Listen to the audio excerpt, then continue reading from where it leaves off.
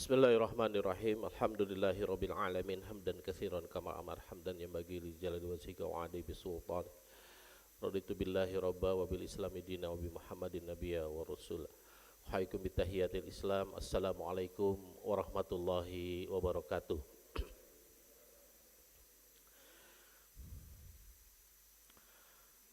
Alhamdulillah, puji dan syukur senantiasa kita panjatkan kepada Allah Subhanahu wa taala.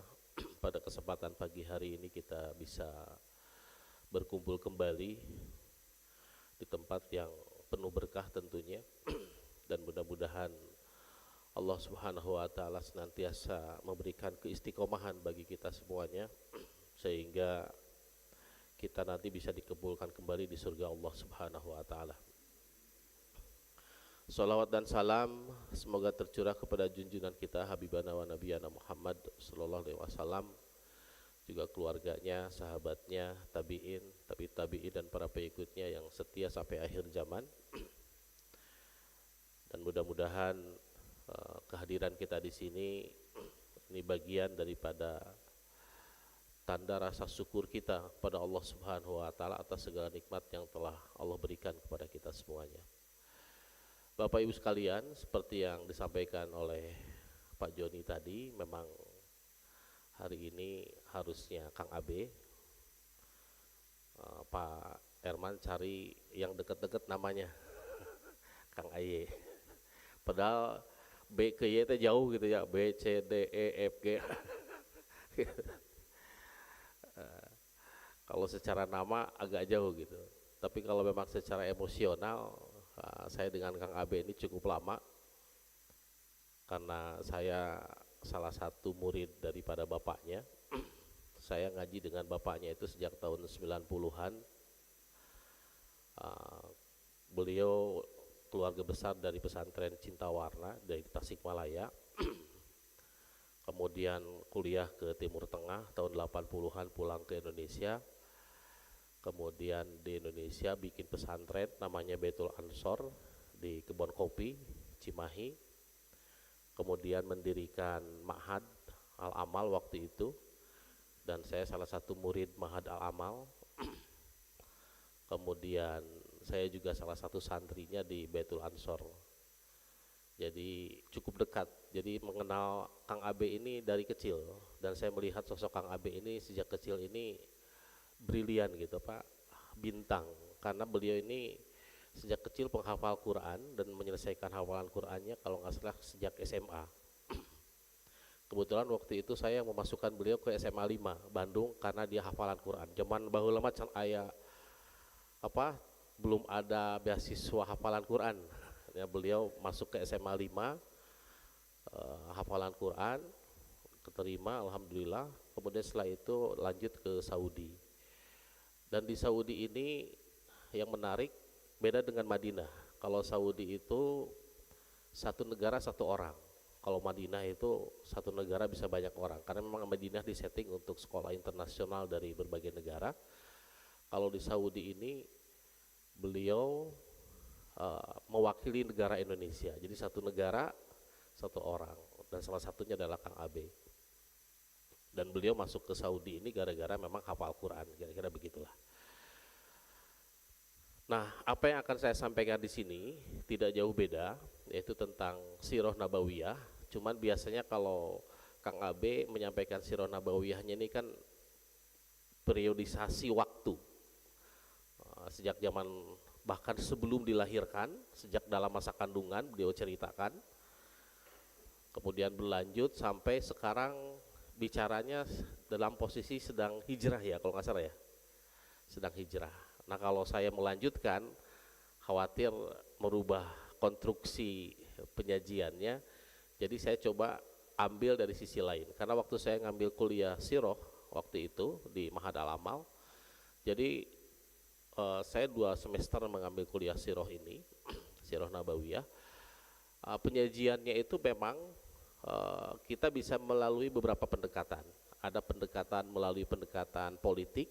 Ketika kita pelajari Sirah itu ada pendekatan politik, ada pendekatan ekonomi gitu kan, kemudian ada pendekatan kemasyarakatan dan seterusnya.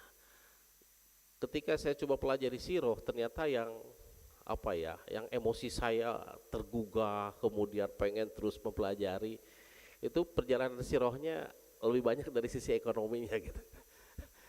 Jadi mau tinggal di sahabat nu beunghar teh, wah dibaca gitu kan. Giliran yang urusan politik, urusan perang, urusan kemasyarakatan itu biasa aja. Jadi tidak, maksudnya saya pelajari terus, tapi yang paling banyak saya gemari itu adalah ketika urusan bab duit gitu. Jadi hari ini sebagiannya akan saya sampaikan gitu kan, bagaimana sirah nabawiyah ini menjelaskan tentang mengelola harta, kira-kira begitulah. Jadi pendekatannya, makanya judulnya adalah harta melimpah penuh berkah. Nah, ini judul biar enak aja lah gitu ya. Intinya sih bagaimana kita mengelola harta berdasarkan proses sirah nabawiyah gitu. Nah sehingga nanti karena pendekatan sirah nabawiyah, mungkin nanti saya banyak menyampaikan tentang kisah-kisah gitu ya, tentang bagaimana mengolah harta ini. Bapak Ibu sekalian, ada sebuah kisah yang menarik, kisahnya banyak tapi mirip-mirip sebenarnya. Jadi kisahnya banyak dan mirip-mirip tapi hikmahnya sama. Jadi ketika ada namanya Syekh Ibrahim bin Adam, dia dari Balkan ya, ulama Balkan, dia ketemu dengan murid-muridnya. Jadi kalau di Saudi itu, Syekh itu kaya raya gitu. Apalagi kalau imam-imam masjid Saudi, jangan dipikir imam masjid itu miskin-miskin. Itu kaya-kaya itu, rumahnya mewah-mewah, kemudian mobilnya juga mewah-mewah. Gitu. Luar biasa. Dan suatu saat pernah ada pertemuan dengan Syekh di Saudi, itu mengundang para ulama-ulama Indonesia. Dan sebentar lagi kalau nggak salah di Lampung mau ada ijma ulama ya sedunia, itu ada kurang lebih 1 juta, udah hampir 1 minggu lebih persiapan tempatnya di Lampung begitu. Ke tempatnya itu masuk kan, kalau di Saudi itu ciri orang kaya itu bukan dari mobil mah dianggap murah gitu ya. Mungkin Pak Cecep kemarin baru pulang umroh, yang namanya mobil-mobil mewah itu nyakala lotor, nyapara renyok, segala macam itu biasa. Yang disebut orang kaya raya di Saudi itu dari rumah. Kenapa? Karena rumah ini mahal gitu kan. Nah salah satu yang ciri orang kaya di Saudi, rumahnya itu banyak pohonnya. Bukan banyak istrinya, itu biasa. Di Saudi mah penjaga pintu Madinah aja istrinya 2. Penjaga toko aja istrinya 2 gitu. Kalau kita ngobrol segala macam, ditanya ente dari mana, saya dari Indonesia, selalu ditanya berapa istri ente, 1, bakhil gitu kan. Itu biasa kalau mereka. Tapi ciri mereka orang kaya itu salah satunya adalah rumahnya itu penuh dengan pepohonan. Nah waktu itu dikumpulkan di salah satu syekh, itu memang luar biasa itu. Pas masuk itu jadi atapnya itu pohon anggur, atapnya itu. Makanya kalau di Saudi anggur itu murah. Gitu. Atapnya itu pohon anggur, jadi tinggal ngambil gitu ya. Dan jarang hujan ya, di orang kan hujan wae beureun. Terus istilahnya mah naonnya gazebonya. Nah, kalau kita suka makan diundang sama Pak Safri ya, itu kan gazebo. Nah, di Saudi juga ada gazebo, cuma atasnya itu pohon anggur gitu, kira-kira begitulah.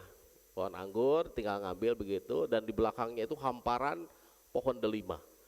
Hamparan buah delima, dan itu delimanya itu wah luar biasa gitu. Makanya kan kisah di kenabian itu kayak kisah Ali bin Abi Thalib.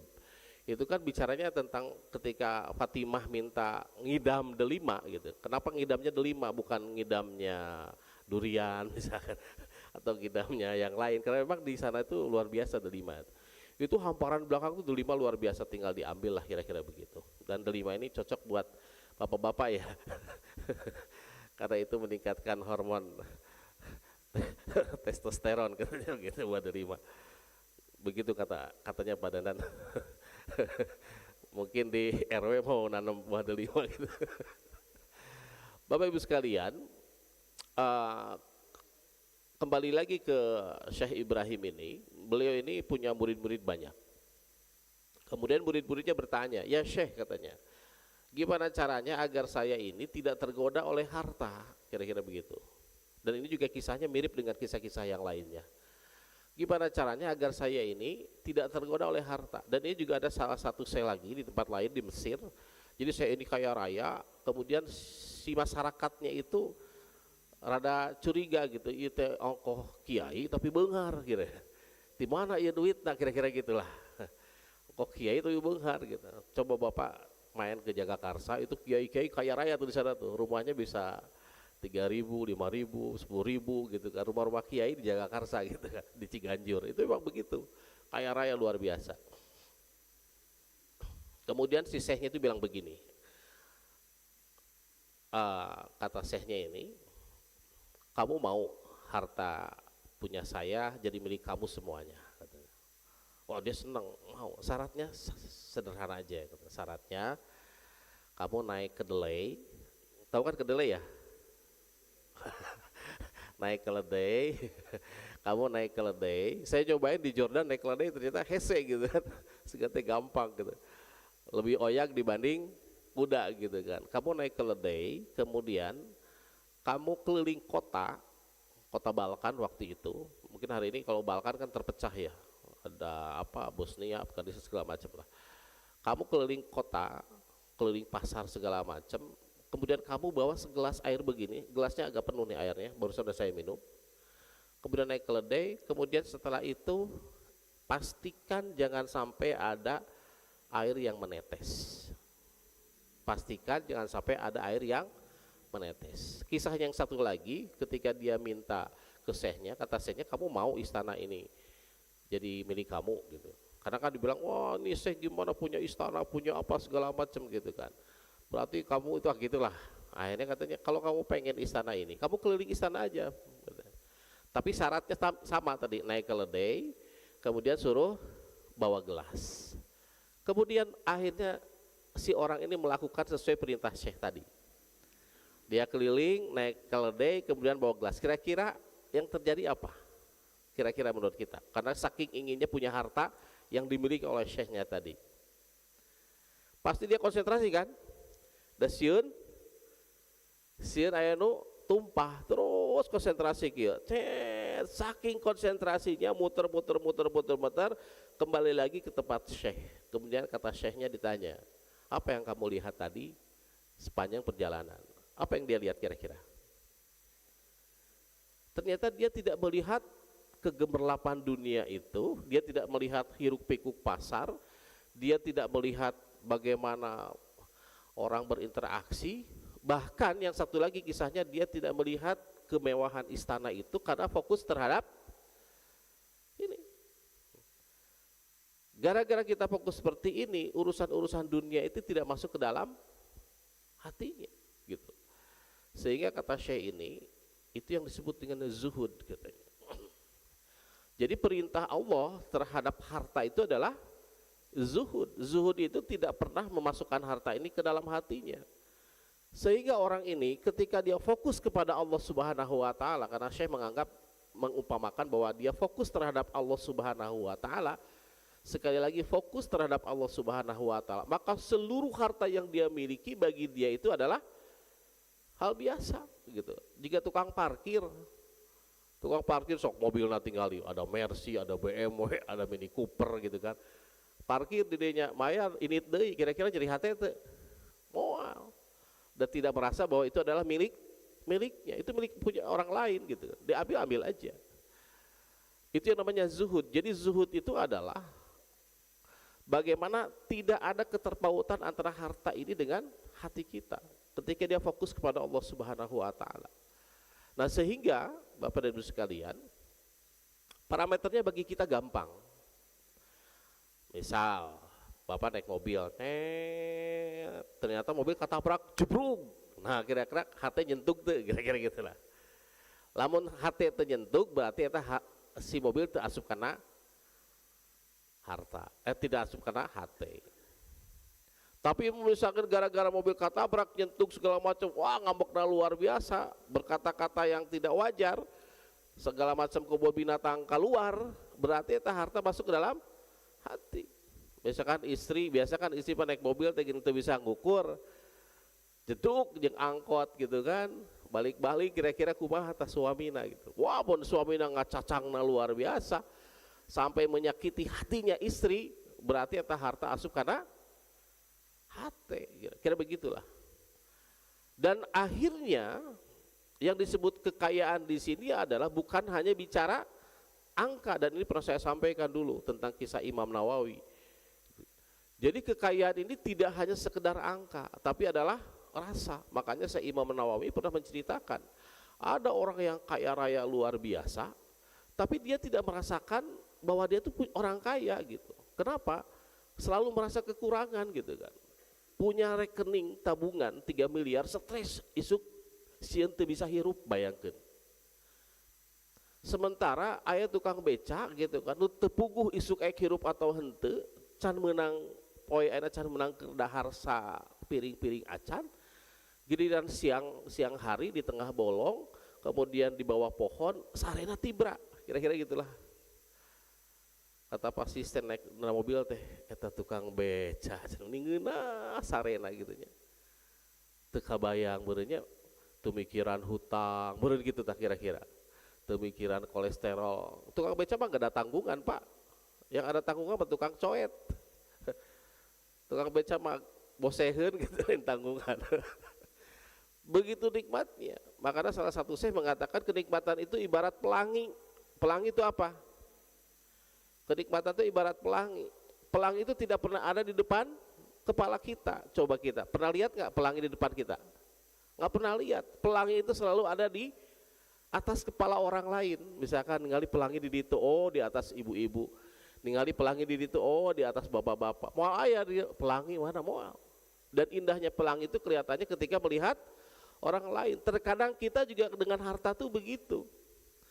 Makanya kata Syekh Imam Nawawi, ada salah seorang syekh waktu itu, dia tidak memiliki sepeser pun hari ini dan tidak jelas juga hidup seperti apa besok, tapi dia seolah-olah merasakan orang yang paling kaya dan sekaya-kayanya. Sampai seperti itu. Ini bicara persepsi. Dalam rangka apa? Dalam rangka kita selalu memiliki rasa syukur atas nikmat yang telah Allah berikan kepada kita.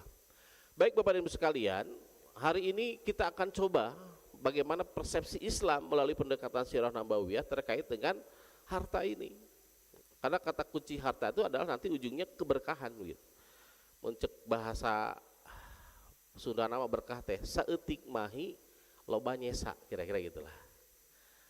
Jadi saya ini mukim di pesantren Miftahul Khair. Pesantren Miftahul Khair ini dia cabang sebenarnya dari Miftahul Huda Tasik. Kemudian gurunya ini kiainya itu muridnya tadi, bapaknya Kang Abe gitu. Dulu di mana di Bandung. Saya 4 tahun ngaji di situ. Nyantri di situlah gitu ya. Kata kiai saya itu, dia bilang begini. Yang disebut berkah itu saeutik mahi loba nyesa. Saya waktu itu berpikir lagi santri itu ya. Bisa ya gitu. Ternyata saya perhatikan kiai saya sendiri. Beliau itu dulu sebagai kiai bukan pemilik pesantren, ada pemilik pesantrennya gitu kan, orang kaya raya segala macam. Pokoknya di Dago mah termasuk di rumah Pangbeungharna lah, tanahnya di mana-mana. Tanah di Dago tuh. Akhirnya salah satunya dibikin pesantren begitu kan, dan beliau ini ditugaskan untuk menjadi kiai. Saya masih ingat tahun 94 saya masuk situ, 94-95 lah. Gaji kiai ini 140.000 per bulan, anaknya 6, makanya istrinya disebut dengan Ummu Sittah gitu kan. Anaknya 6, Sittah itu 6 ya. Jadi beliau itu gajinya 140.000, kemudian anaknya 6, tapi anak-anak itu bisa sekolah, wah luar hebat lah, sekolah-sekolah negeri. Kemudian banyak anak-anaknya itu sekolah SMA-nya di Husnul Khotimah. Salah satu anaknya adalah istrinya Ustaz Yusuf yang ngelola pondok Quran. Itu biayanya kan luar biasa gitu. Tapi kok bisa gitu?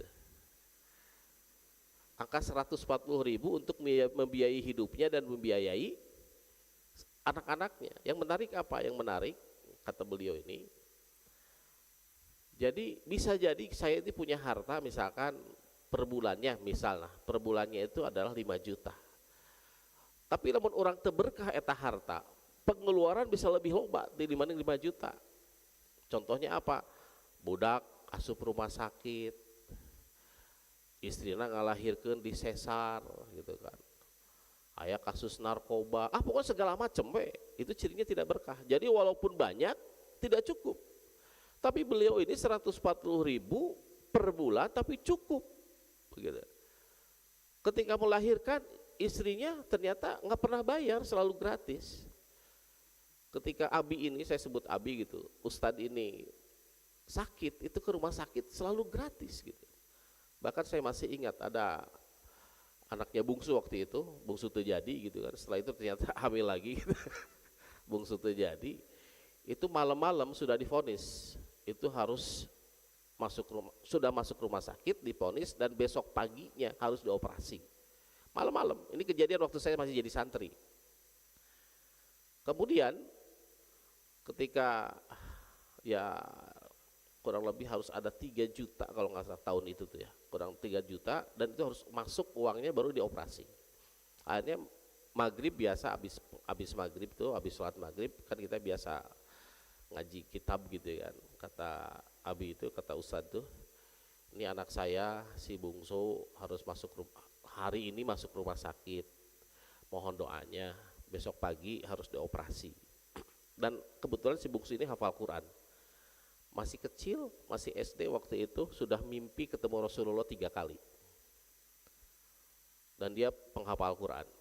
Di rumah itu termasuk orang pertama kali yang hafal Quran sebelum kakaknya. Nah kemudian Abinya bilang begini, kita butuh uang 3 juta, tapi yang Abi harapkan minta doa dari seluruh santri, kemudian kalau ada yang mau nyumbang silahkan. Akhirnya nyumbang tuh, cek, pas itu dapatnya 3 juta sesuai kebutuhan. Udah diterima lah sama Abinya, beres segala macam. Besok paginya ke rumah sakit, mau operasi dan seterusnya. Maghrib ketemu lagi. Kemudian Abi cerita, dia cerita begini, alhamdulillah katanya, ini tahadus binikmah, kabar gembira. Ternyata si dokter lagi kaget pas mau dioperasi gitu kan, duit geus mawa, pas mau dioperasi, pas dicek penyakitnya geus leungit eueuh. Sampai si dokter teh bingung, cenah ieu teh dikumahakeun, cenah ieu penting mah kudu dioperasi, wajib dioperasi, pas isuk-isuk dioperasi, eueuh eta teh si penyakit teh leungit we, dan bagi Allah mah gampang atuh. Ngaleungitkeun penyakit mah gitu kan. Akhirnya apa yang terjadi? Yang terjadi sudahlah sembuh ceritanya. Kemudian si Abi cerita, ini uang 3 juta gimana? Mau saya balikin lagi atau gimana gitu ya? Dia balikin itu sabaraha, padahal nyumbang sabaraha kata apa? Kemudian yang lain nyumbang sabaraha segala macam. Akhirnya kata seluruh santrinya, ya udah Abi, buat Abi aja, bayangan. Jadi duit menang, budak sehat. Nah itu yang disebut dengan berkah. Kira-kira begitulah. Nah kita lihat kepada diri kita masing-masing hari ini. Kira-kira apa yang kita rasakan tentang harta ini? Kira-kira begitu. Nah sebelum masuk bagaimana kita mengelola harta dengan penuh keberkahan, jadi Bapak dan Ibu sekalian, ada 10 sahabat yang dijamin masuk surga. Ada 10 sahabat yang dijamin masuk surga. Ternyata 9 orangnya adalah konglomerat, orang kaya raya. Hanya 1 orang yang tidak kaya raya, itu Ali bin Abi Thalib.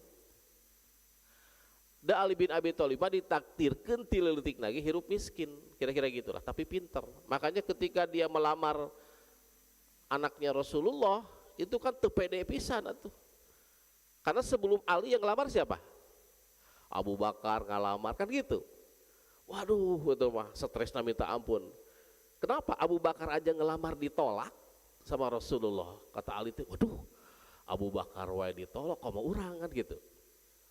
Dan itu kan sama yang lain tuh, wah misalkan mencuk orang, ayo Ali tong eleh, kira-kira gitulah.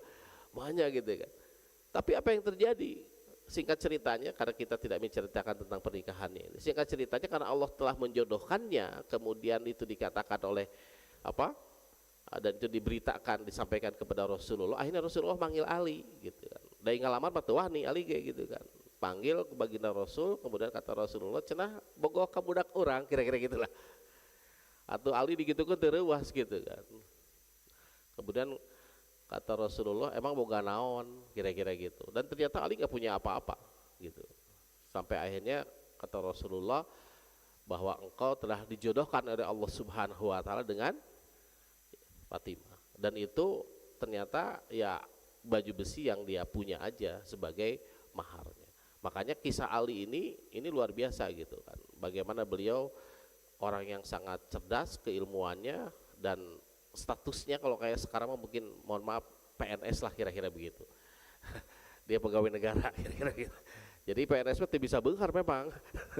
Munah yang benghar berarti PNS kudu jadi pengusaha. Untung di orang memenang PNS plus pengusaha kira-kira begitulah.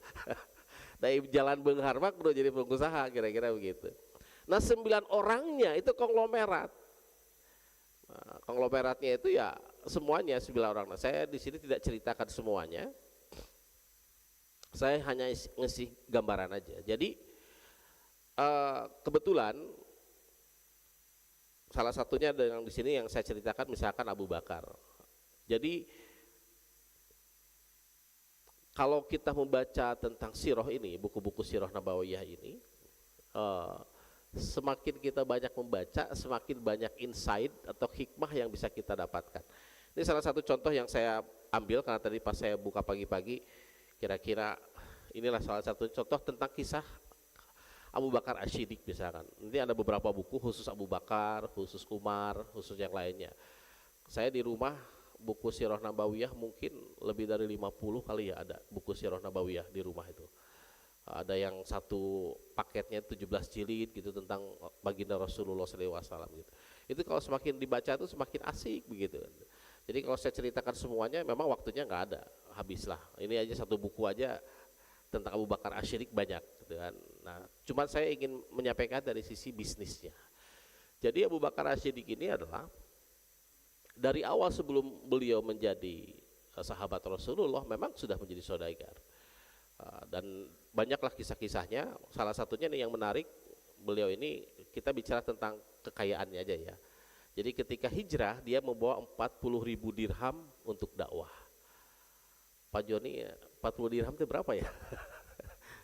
Nah, kalau dinar kan sekarang 10 juta. Kalau dirham itu kan berapa? Ada satu dirham berapa? Perak tuh lebih murah jauh lah. Berapa sekarang kira-kira kalau dirham?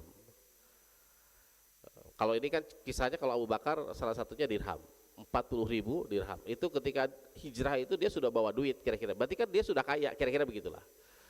Yang menarik di sini, misalkan di sini Utsman bin Affan. Utsman bin Affan ini saudagar besar lintas Sam, Habasyah, kemudian menyumbang 1.000 unta plus 1.100 kuda plus 10.000 dinar.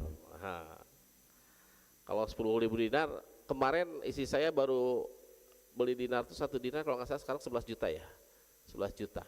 Berarti kalau 10.000 berarti 110 miliar. Jadi Utsman bin Affan ini nyumbangnya itu 110 miliar, kira-kira begitulah. Berarti kan kebayang gitu kan, bengharna.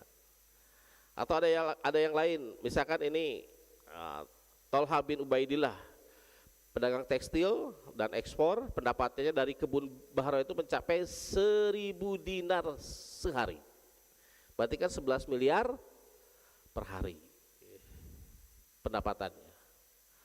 Ada kawan saya di Bandung, omsetnya, revenue berarti kan, omsetnya itu 13 miliar per hari. Ya. Dan orangnya luar biasa, sederhana segala macam. Yang menarik apa? Dia selalu bangun jam 3 pagi. Saya lama berinteraksi dengan beliau, selalu bangun jam 3 pagi, selalu qiyamul lail. Lamun di masjid teh hayang adan wae pokoknya mah. Saya pernah ke gunung, usaha masjid langsung adan sama beliau. Bahkan kita pernah rihlah ke salah satu tempat gitu kan.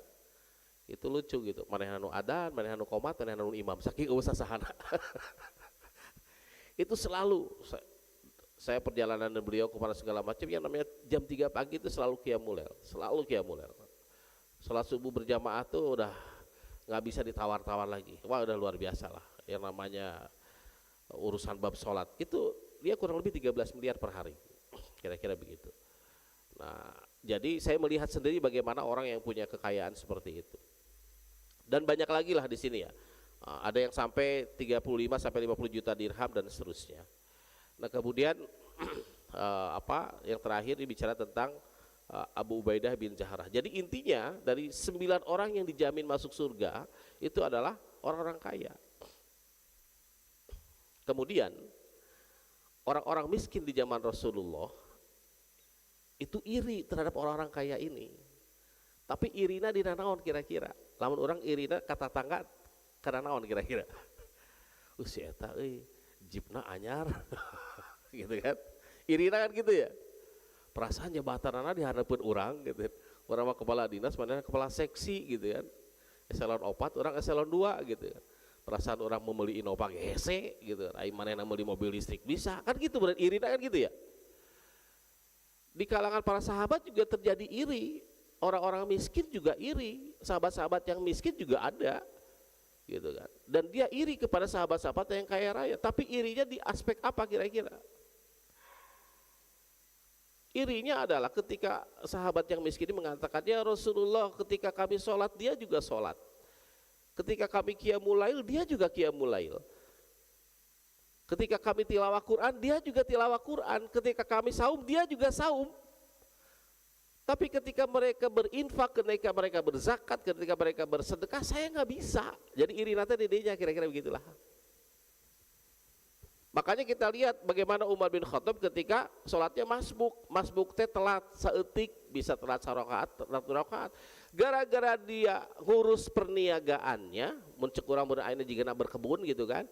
Kemudian sholat zuhurnya kelewatan, gitu. Salah satu sholatnya kelewatan.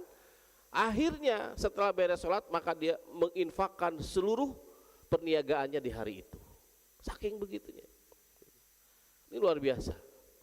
Apalagi kalau kita misalkan ke Mekah ya, itikaf di sana atau Ramadan di sana lah, nggak usah itikaf. Itu yang namanya buka puasa. Waduh, orang tuh bukan nyumbang teh, bukan 10 korma, 10 bungkus, kontaineran gitu kan. Wah luar biasa kontaineran. Dan itu syekhnya langsung kadang si pemiliknya orang yang kaya rayanya itu yang turun. Dia juga ikut ngangkut, dia ikut membagikan segala macam gitu. Kebiasaan-kebiasaan ini yang terjadi gitu. Coba aja lihat, sekarang kan kita bisa lihat di YouTube lah ya. Coba lihat aja di YouTube. Sa miskin na badui teh naon? Badui gitu. Orang-orang yang nggak punya rumah, orang-orang yang nggak punya tempat tinggal gitu kan di Saudi, miskinnya orang-orang Badui eta dahar kambingnya sakumaha saekor kan gitu kira-kira begitu. Tapi luar biasa mereka ini. Jadi intinya apa? Kembali lagi ke konsep di awal tadi bahwa intinya yang namanya harta itu tidak masuk ke dalam dirinya, tidak masuk ke dalam hatinya gitu. Makanya dia juga akhirnya apa? Mudah untuk mendapatkannya dan mudah untuk menyalurkannya. Kira-kira begitulah sederhananya. Nah, Bapak dan Ibu sekalian, bagaimana konsep Islam? Gitu. Saya ingin ngasih pendahuluan sedikit tentang, karena kita saat ini masuk ke dalam usia di atas 50 tahun, gitu kan. Mohon maaf nih, istilah usia senja ini nggak tahu tepat atau enggak nih. Fase keberkahan yang kita ingin sampaikan adalah fase keberkahan. Jadi hari ini tuh kita bukan fasenya untuk mencari harta lagi, tapi adalah fase keberkahan. Jadi saya sebutkan di sini usia senja bukan masa surut, tetapi masa panen. Gitu ya. Jadi orang tanya saatnya masa panen. Pada fase ini seseorang sudah banyak mengarungi hidup, baik itu bekerja, kemudian membesarkan anak, berjuang untuk keluarga, dan kini berada pada masa tenang. Kira-kira begitu. Islam memandang bahwa harta di usia ini bukan lagi soal pengumpulan. Jadi tunggari kumat yang duit tong waktunya udah habis gitu kan. Tetapi pengaturan ini bagaimana lebih fokus agar kita mendapatkan keberkahan dan lebih banyak mendapatkan pahala jariah. Kira-kira begitu. Sehingga baginda Rasulullah SAW di dalam hadisnya, sebaik-baiknya manusia adalah yang panjang umurnya dan baik amalnya. Dan alhamdulillah kehadiran kita di sini salah satu bentuk usia kita yang panjang, insya Allah. Maka fokus kita apa di akhir usia ini, harta dapat menjadi amal yang mengalir sampai setelah wafat. Dan bahkan ada di dalam kisah dalam Al-Quran ketika manusia ini diwafatkan, meninggal, kemudian dia meminta kepada Allah untuk dikembalikan sejenak saja, dikembalikan ke dunia. Dan ternyata ketika ke dunia apa yang dia lakukan? Bukan sholat, bukan zakat, tapi yang dia lakukan adalah sedekah, gitu kan. Saking betapa pentingnya kita sedekah ini, sehingga pelajaran dari Sirah Nabawiyah ini bagaimana mengolah harta ini ada 3 aspek, ada 3 prinsip di sini yang akan saya bahas. Yang pertama adalah kifayah, yang kedua adalah sedekah dan berbagi, yang ketiga adalah tartibul mirat, jadi persiapan warisan. Jadi Bapak dan Ibu sekalian, hari ini apa yang harus kita lakukan gitu di usia-usia seperti ini? Apa yang harus kita lakukan? Yang pertama adalah menjaga kehormatan, kifayah. Jadi bagaimana Rasulullah SAW itu mendorong para sahabatnya di Madinah tetap diperbolehkan untuk berusaha, ya silahkan, gitu kan. Tapi beliau juga mengajarkan kepada kita untuk hidup secukupnya. Saya sempat cerita di tempat ini juga. Saya waktu itu bawa jamaah pergi ke perjalanan ke Istana Alhambra gitu kan, kemudian ke Andalusia, kemudian nyebrang ke Maroko gitu. Itu saya bawa 2 orang kakek-kakek, Bapak Ibu sekalian. Bawa 2 orang kakek-kakek, kemudian saya betul-betul mendampinginya selama perjalanan. Bahkan saya sekamar dengan mereka. 2 kakek ini sahabat dekat, gitu kan. 2 kakek ini sahabat dekat. Saya berpikir, iya sih Bapak bisa milu ulin ke Eropa gitu kan, Afrika dan Eropa lah gitu, Maroko dan Spanyol. Ya kira-kira boga duit di mana kan gitu kira-kira. Oh meureun ku budakna di jajanan. Nah, bisa jadi begitu. Tapi ketika saya ikut di selama perjalanan, eta belanjana gitu beak-beak duit teh. Hayu we belanja. Suatu saat di Turki kita lagi transit di Turki, dia cerita, apa yang dia ceritakan? Ternyata 2 kakek ini menceritakan bahwa dia sedang membangun masjid. Jadi pokoknya 2 itu resep ngabangun masjid deh. Jadi mau ngabangun masjid itu menang ku batur itu menang nyumbang. Kudu kumanehanana we gitu. Sampai saya tertarik, nyebut teh kieu cenah. Ya cenah dipikir-pikirnya orang cenah ayeuna boga duit sapoe sekian ratus juta asup duit dagang. Kan orang mah paling sabulan kan butuh 2 juta cenah hirup teh cenah.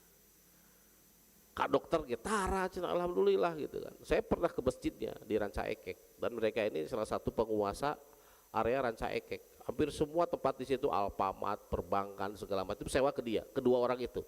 Makanya dia bangun masjid di situ. Akhirnya saya tanya, ngobrol-ngobrol. Cenah hirup keur naon cenah. Pikir-pikir cenah. Akhirnya ge cenah duit loba kieu dah anggar moal ka bawa paeh cenah, kira-kira begitulah. Kemudian dia berlimpah hartanya sampai si istrinya itu, kan ibunya juga ikut. Istrinya cerita, "Pugu cenah emak ge bingung cenah Pak Ustad cenah. Kunaon emak teh dititah ku si Abah cenah meakeun duit sapoe 500.000 cenah."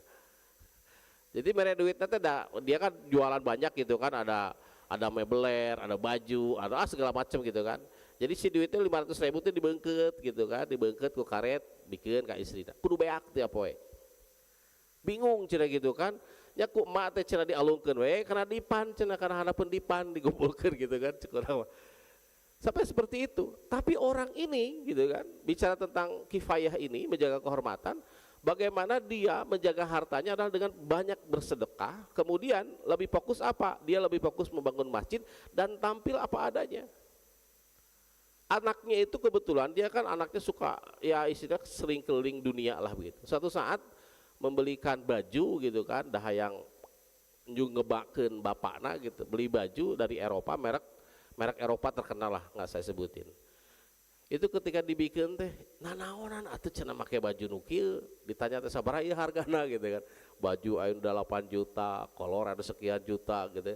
Cenah bapak mah cukup atuh cenah make kaos cap cabe. Dan memang gitu sehari-hari teh pakai sarung, kaos cap cabe gitu kan. Sehari-hari begitu. Terakhir saya masih ketemu dengan beliau di rumah sakit Edelweiss, usianya 81 tahun gitu kan. Itu masih apa? Walaupun usia 81 tahun tapi masih bentes lah gitu.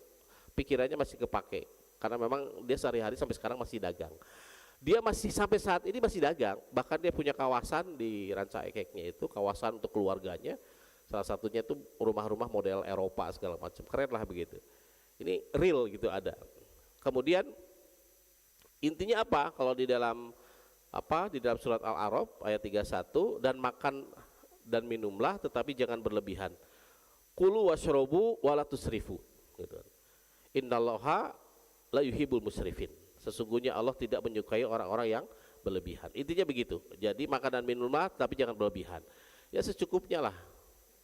Maksudnya hari ini kita punya duit 1 miliar dan mau banyak poe ieu ge 1 miliar teh kira-kira begitu. Sebanyak-banyaknya makan kita terbatas gitu ya. Jadi ya kita dilarang oleh Allah Subhanahu wa taala karena di sini diungkapkan innallaha la yuhibbul musrifin. Sesungguhnya Allah tidak mencintai orang-orang yang berlebihan. Ini yang pertama. Yang kedua, mengutamakan sedekah dan berbagi. Ini yang kedua. Jadi pada akhir-akhir hidupnya Rasulullah banyak mempercepat pembagian hartanya untuk umat. Bahkan baju perang beliau pernah digadaikan untuk mencukupi kebutuhan. Jadi Rasulullah SAW ini sebelum diangkat menjadi Nabi dan Rasul, beliau kan adalah seorang pedagang, seorang saudagar, dan ikut ke Siti Khadijah. Siti Khadijah ini kekayaannya adalah setengah jazirah Arab waktu itu. Tapi ketika meninggal, ternyata Siti Khadijah ini kain kafannya aja nggak cukup, gitu. Sampai seperti itu. Sampai mengatakan kepada Rasulullah, kalau memang jembatan itu dibutuhkan tulang belulang dia, pakailah tulang belulangnya. Kira-kira begitu. Tapi bagaimana dia di akhir hidupnya, dia betul-betul menginfakkan seluruh hartanya. Sekali lagi, beliau ini Siti Khadijah ini adalah pedagang besar, gitu kan. Sehingga di sini Rasulullah SAW sampaikan di dalam hadis riwayat Muslim, harta kamu tidak akan berkurang karena sedekah. Jadi sebenarnya yang kita sedekahkan itu adalah itu yang kita miliki. Jadi yang kita keluarkan itu sesungguhnya yang kita miliki. Jadi berbagi di usia senja justru menambah ketentraman hati, ini yang paling penting. Kemudian sedekah menjadi investasi akhirat yang paling aman. Ada kisah menarik, ini menarik banget, kisahnya kecil lah sebenarnya, tapi menarik. Jadi ada tukang parkir di perempatan pada Suka. Kebetulan waktu itu saya pernah tinggal kurang lebih 4 tahun di pada Suka, persis pas perempatan. Kemudian kita buka usaha, bang lama telepon umum telepon warnet. Nah kita buka usaha di perempatan itu. Itu tukang parkir setiap hari prit, itu beres uang parkirnya selalu ditukar ke tempat kami, gitu kan. Tukar ke tempat kami. Dan rata-rata pendapatan mereka waktu itu kurang lebih satu sipnya itu 30.000 satu sipnya, dan itu dibagi 3 sip, berarti kurang lebih sehari 90 sampai 100.000. Itu yang menariknya nih, si tukang parkir ini ketika dia menukarkan uang kepada kami 30.000 lah, kan dia receh 100-an 200-an gitu kan, karena dari parkiran itu selalu kita punya kotak infak gitu kan. 30.000 dia ambil, kemudian 10.000 dia masukin. Dia hanya ngambil 20.000. Kemudian saya penasaran, ini tiap hari dia melakukan itu. Saya bilang, kamu ngapain begini? Ya saya bilang, harta sesungguhnya yang saya miliki ini katanya. Kalau yang 20.000 mah belum tentu harta saya katanya gitu. Itu luar biasa gitu. Jadi harta yang saya miliki yang saya sedekahkan, yang saya miliki hari ini, yang saya pegang hari 20.000 belum tentu harta saya. Betul memang, jika orang akhirnya misalkan daharnot tahu Sumedang jeung cengek kira-kira gitulah. Itu orang dahar mana heula tahu heula, cengek heula, tahu heula, cengek heula. Cenah da mun tahu heula ke cengek lada, cengek heula we. Pas giliran cengek heula di dahar, cek si tahuna teh murag. Berarti rezeki maneh nama cengek gitu. Tahunna mah lain rezeki maneh, rezeki sirem, rezeki yang lainnya, kira-kira begitulah. Jadi rezeki yang kita itu sesungguhnya kita keluarkan gitu. Adapun yang lain itu belum tentu rezeki kita. Makanya yang ketiga itu adalah bagaimana Islam mengatur menata warisan gitu dengan baik.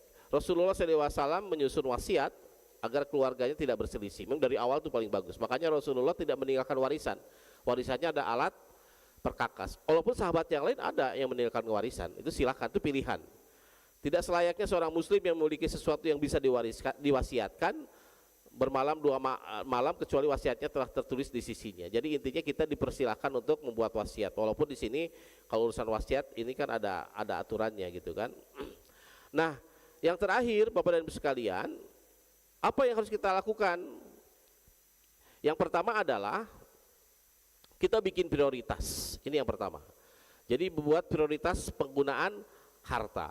Nah, ini pernah saya sampaikan kemarin di khutbah Jumat. Jadi intinya prioritas pertama adalah kebutuhan dasar, makan, kesehatan, tempat tinggal, keluarga yang menjadi tanggungan langsung, itu prioritas utama. Kenapa? Karena di dalam hadis juga diungkapkan, dalam kisah kenabian juga diungkapkan bahwa sedekah yang terbaik adalah buat keluarga. Itu sedekah terbaik. Siapakah laki-laki yang terbaik? Itu laki-laki yang bisa memberikan kebutuhannya, bisa memberikan rezekinya, atau bisa memberikan nafkahnya melebihi kebutuhannya. Itu laki-laki yang terbaik. Siapakah perempuan terbaik? Itu adalah orang yang membelanjakan seminimal mungkin dari harta yang dia dapatkan dari suaminya. Kira-kira kesimpulannya, suami yang baik adalah numere duit loba ka pamajikan. Nah, pemajikan yang terbaik adalah anu irit dina penggunaannya. Klop kan? Ai urang mah salaki pedit, pamajikan boros. Jadi Pak duit anu dina saku ge leungit, saking peditna salaki, kira-kira gitu. Nah, padahal dalam Islam itu laki-laki yang terbaik adalah dia yang memberikan nafkah yang melebihi kebutuhannya. Seperti tadi si emak tadi, si bapak nate mere duit kerjaan kasih emak teh geus kolot nini bayangkeun we gitu kan. Geus nini incuna ge loba, dibere duit tiap poe 500.000 kudu beak. Itu laki-laki terbaik. Si emakna bingung. Ini perempuan terbaik. Bingung kenapa? Buat apa 500.000 per hari? Da orang mah tuh cukuplah dahar kira-kira begitulah. Tong dibalik gitu nya. Baru setelah kebutuhan keluarga terpenuhi, berikutnya adalah sedekah, infak dan seterusnya. Makanya kita lihat kisahnya apa? Kisahnya adalah ketika Umar bin Khattab waktu itu ingin keimanannya lebih baik dibanding dengan Abu Bakar As-Siddiq. Jadi kisahnya adalah Umar bin Khattab ingin keimanannya lebih baik dibanding Abu Bakar As-Siddiq. Akhirnya Umar bin Khattab ini hari ini menginfakkan sebagian hartanya. Para ulama sepakat sebagian hartanya kurang lebih 50%-nya. Sebagian hartanya diinfakkan kepada Rasulullah. Kemudian Umar ketika menginfakannya berharap bahwa dia keimanannya lebih baik dibanding Abu Bakar. Kata Rasulullah, kamari pisan Abu Bakar menginfakkan seluruh hartanya. Jadi karakai kamari Abu Bakar menginfakkan seluruh hartanya. Dan ini menunjukkan keikhlasan Abu Bakar. Jadi kalau misalkan Abu Bakar infaknya setelah Umar, bisa jadi ria kan gitu ya. Minta izin 5 menit tambahan.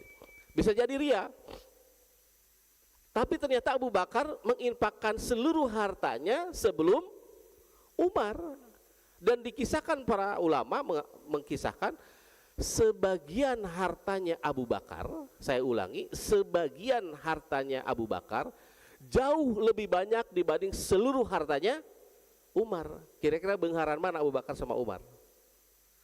Abu Bakar menginfakkan seluruh hartanya, padahal sebagian hartanya juga jauh lebih besar dibanding seluruh hartanya Umar. Padahal Umar sebagian hartanya yang diinfakkan gitu kan. Kemudian ada juga sahabat yang lain datang kepada Rasulullah sama menginfakkan seluruh hartanya, hayang juga Abu Bakar, sama Rasulullah ditolak. Sampai dari depan dikasih ditolak, dari belakang ditolak, dari samping ditolak, dari samping kanan ditolak. Nanya, ya Rasulullah, kenapa engkau menolak sementara engkau menerima Abu Bakar? Apa kata Rasulullah? Ya Abu Bakar, namun aina infak, poe aina infak seluruh hartanya, isuk aya deui eta duit. Karena dia punya bisnis yang berjalan, dia punya investasi. Saya pernah uji coba di usia saya 40 tahun seluruh harta saya keluarin. Besok ada lagi, kenapa? Karena kita punya investasi, gitu kan. Minimalnya orang mau duit itu diinvestasikan. Ya ari maneh, Lamun ayeuna infak seluruh hartana isuk dahar jeung naon, kira-kira gitu. Ente besok ngutang ke sana kemari. Makanya bab sedekah ini juga lihat-lihat diri kita. Yang disebut besarannya itu adalah bukan besaran angka, tapi seberapa besar bahwa harta ini itu ada sebuah tadhiyah. Tadhiyah itu apa? Pengorbanan. Pasis punya harta 1 miliar, Pak Herman punya harta 10 juta. Dari 1 miliar ini Pasis infak 1 juta. Sementara Pak Herman dari 10 juta infak 1 juta. Di mata Allah mana yang paling besar? Pak Herman, karena dia dari 10 juta diinfakkan 1 juta. Pasis 1 miliar diinfakkan 1 juta. Nyenghil atau itu mah. Gitu. Itu mah kewajiban zakat jadinya asupnya. Gitu. Itu contohnya. Jadi besarnya kecilnya kita bersedekah bukan besar-besar, misalkan saya 10.000, dia 20.000, dia 100.000, bukan dari situ. Tapi seberapa besar dia mengambil hak dirinya. Paham nggak Bapak dan Ibu? Seberapa besar dia mengambil hak dirinya. Gitu. Jadi sekali lagi kalau misalnya Pak Herman punya duit 10 juta diinfakkan 5 juta, itu jauh lebih besar dibanding Pasis yang punya 1 miliar infak 5 juta. Lamun 1 miliar infak kudu sabaraha, jika Umar atau 500 juta kira-kira gitulah. Kan rada nyentuh kan hati Pasis teh kudu nyumbang 500 juta ke masjid teh. Aduh, walaupun ketua DKM 500 juta mah kumaha atuh kan gitu. Tah lamun orang bisa mengelola aduh kumahana eta berarti top. Kira-kira begitulah. Tapi lamun misalkan nyinghil-nyinghil karena biasa itu. Kemudian meminimalisir gaya hidup konsumtif, kemudian membuat wakaf dan amal jariah. Kemudian di sini juga harus tulis wasiat secara jelas. Dan terakhir sebagai pesan penutup, jadi manusia berkata, hartaku, hartaku, padahal yang menjadi miliknya hanyalah apa yang ia makan lalu hilang, itu yang dia miliki. Apa yang ia pakai lalu usang, dan apa yang ia sedekahkan lalu kekal. Itu kira-kira yang bisa saya sampaikan. Saya ucapkan terima kasih. Saya kembalikan ke moderator kalau memang ada tanya jawab.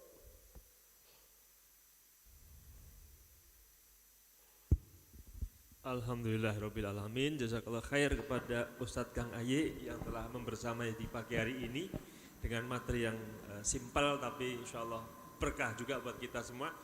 Tafadhol, mangga barangkali akan ada yang bertanya, mungkin sesuatu yang ditanyakan kepada Ustadz Kang Aye. Mangga.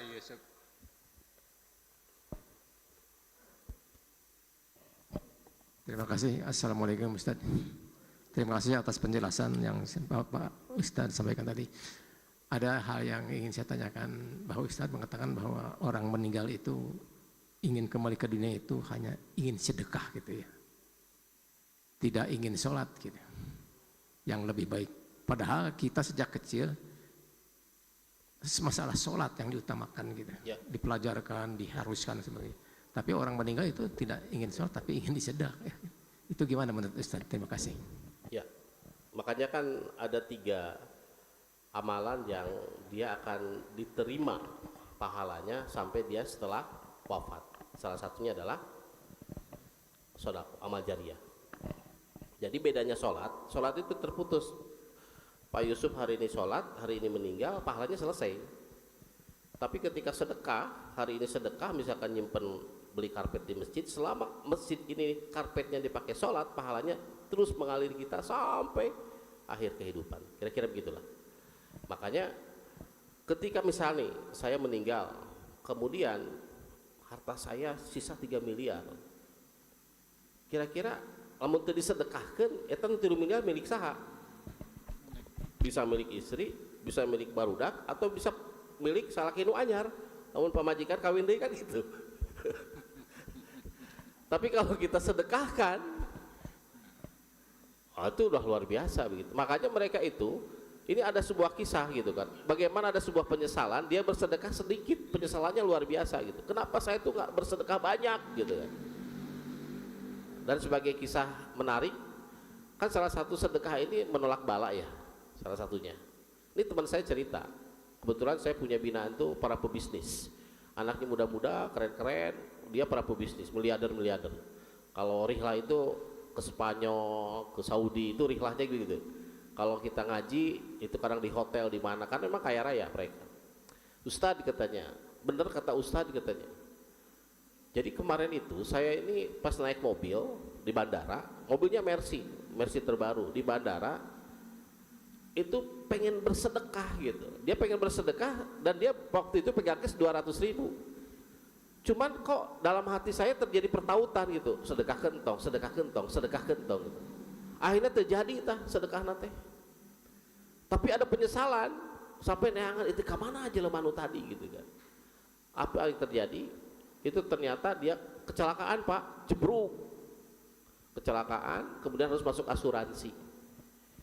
Maksudnya masuk bengkel dan asuransi bayar 200.000. Kata dia tuh, coba pun di awal orang sedekah, jika mau cilaka. Kira-kira begitu. Memang betul, ketika kita bersedekah apa yang bisa kita dapatkan? Bisa jadi gara-gara kita bersedekah, nu tadina cilaka jadi terjadi. Nu tadina orang karampokan jadi terjadi. Nu tadina misalkan orang kudu cilaka jadi terjadi. Nu tadina orang bakal segala macam itu tidak terjadi. Itu disebut dengan tolak bala. Jadi jangan pernah ada kekhawatiran gitu kan. Saya punya syekh ya dari Jordan. Itu luar biasa baginya tuh, wah itu duit itu luar biasa. Sampai kalau hari ini sebenarnya saya mau ke Garut sama beliau ke pesantren, dia bilang pokoknya lamun ulin cina mau duit sing loba, ibu tante gitu. Dia mah nugelo wae dibere duit, gitu. Saya melihat sendiri, saya bilang dia tuh majnun, saya bilang dia gila gitu. Nugelo dibere wae gitu, saking luar biasanya. Pokoknya sampai sekarang, aduh subhanallah gitu kan. Nggak pernah dia kelaparan apa segala macam. Baginya luar biasa. Kenapa? Karena berpikir begitu. Ketika dia meninggal, pahalanya terus ngalir. Kira-kira begitu. Ada lagi? Kalau ada satu lagi mungkin. Oh silakan.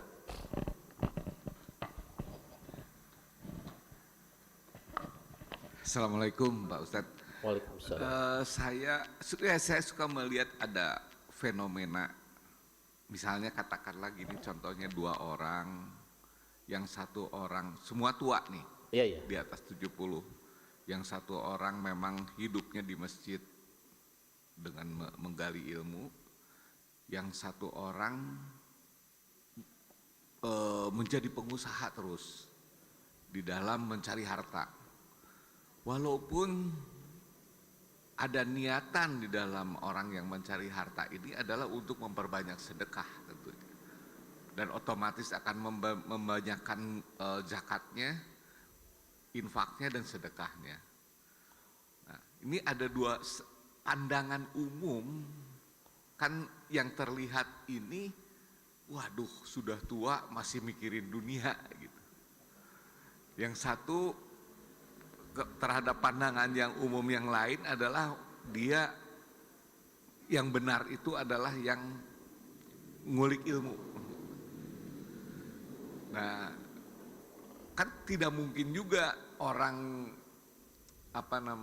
orang yang sedang pengusaha ini menjelaskan kepada orang bahwa saya ini sebenarnya bekerja untuk akhirat gitu kan. Iya, betul. Nah, saya kira-kira perbandingannya sama saja atau bagaimana itu kira-kira? Terima kasih. Iya. Pertama pintu surga itu kan banyak ya. Dengan jalan apa silakan pilih. Salah satunya dengan jalan berbisnis. Dan rata-rata konglomerat misalkan hari ini, orang-orang konglomerat di dunia juga rata-rata usianya kan di atas 70 tahun. Saya berapa kali ketemu yang usianya antara 70 sampai 80 masih terus berbisnis gitu. Bahkan jika udah capek. Terakhir saya ketemu orang ini, dia bawa mobil sendiri sampai saya nggak percaya karena mobilnya 30. Saya bilang, saya sampaikan, "Bang, ente masih bisa nyupir gitu." Saya kaget gitu kan. Bisa sih, cuma saya bingung nih, mobil ini AC-nya di mana ya, saking banyaknya. Dia bisa duduk manis, kemudian pergi segala macam. Karena ada meeting waktu itu dengan saya, dia masih bawa mobil sendiri. Sampai saat ini tuh ordernya nggak pernah berhenti. Sampai saat ini ordernya nggak pernah berhenti. Dan ordernya itu miliaran tuh. Apalagi di bulan Ramadan, wah udah gila tuh. Nah, pertanyaannya, apakah dia harus menghentikan? Nggak perlu. Karena memang pertama memang itu adalah jalurnya.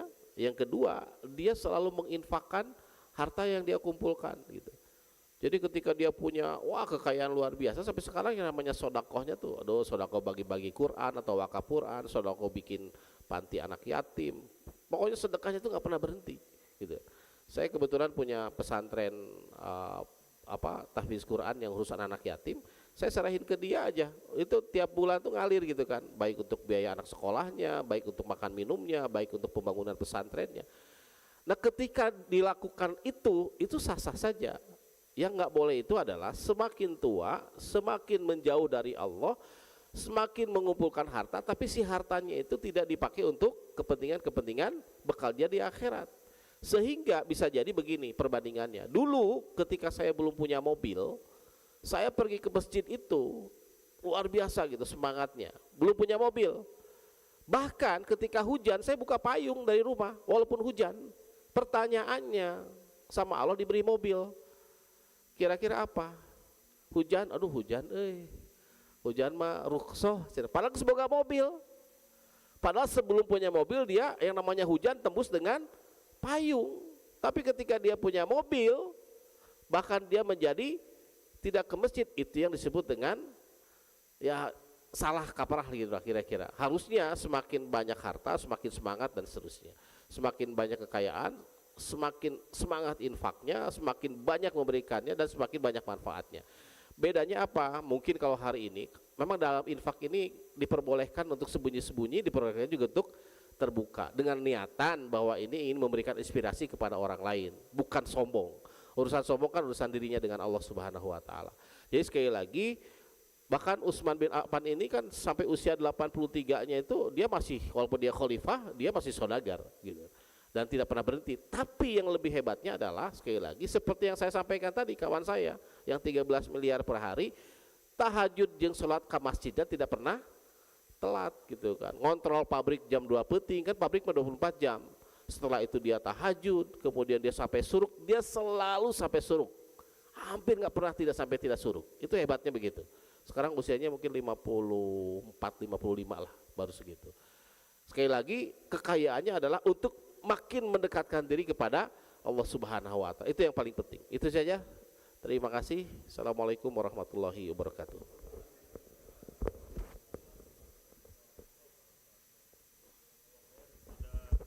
Jazakallah khair kepada Ustadz Kang Aye yang telah memberikan materi